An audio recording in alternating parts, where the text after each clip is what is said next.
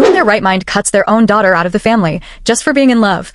I'm Julia, a corporate attorney in New York. I was 34 the day my father sent me that unforgettable message, "Don't come to the family reunion. We've decided to cut ties. It's best for the family image." Just hours earlier, I'd closed an $800 million deal, but none of that mattered. In that moment, I wasn't a successful professional, I was just an unwanted daughter. But my story starts much earlier. I grew up in a perfect house, manicured gardens, rehearsed smiles, and a last name heavier than the marble in the lobby. My father, Andres Del Solar, was a real estate mogul who knew how to manufacture prestige. My mother, Teresa, handled appearances.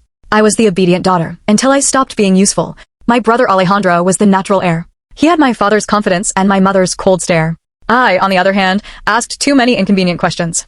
I still remember winning a national essay contest when I was 12. You know what my mother did? She took me to the hair salon instead of letting me go to the interview. The family is the image, Julia, not you alone. I learned to swallow my pride, but it never disappeared. I went to law school on a partial scholarship.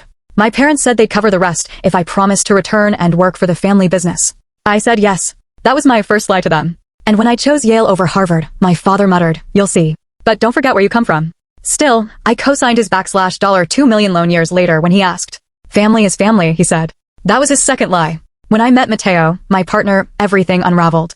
A high school teacher, brown-skinned, honest laugh. My mother said, "You could have any man. Why someone so limited?" At Thanksgiving dinner, my dad asked how much he made. Mateo smiled. I didn't. That was the beginning of the end.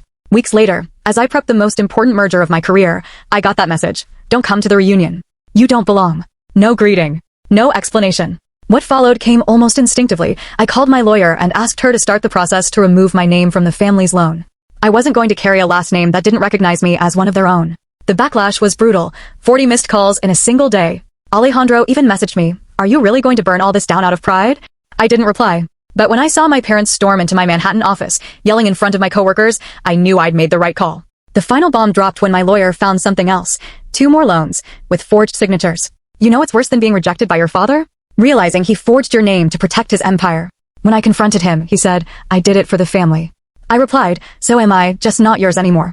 Now I live with Mateo in a small but bright apartment. My clients respect me not for my last name, but for my own. Alejandro called recently. Said he's going to be a dad. That he doesn't want his child growing up in a family where love is conditional. He invited me to dinner.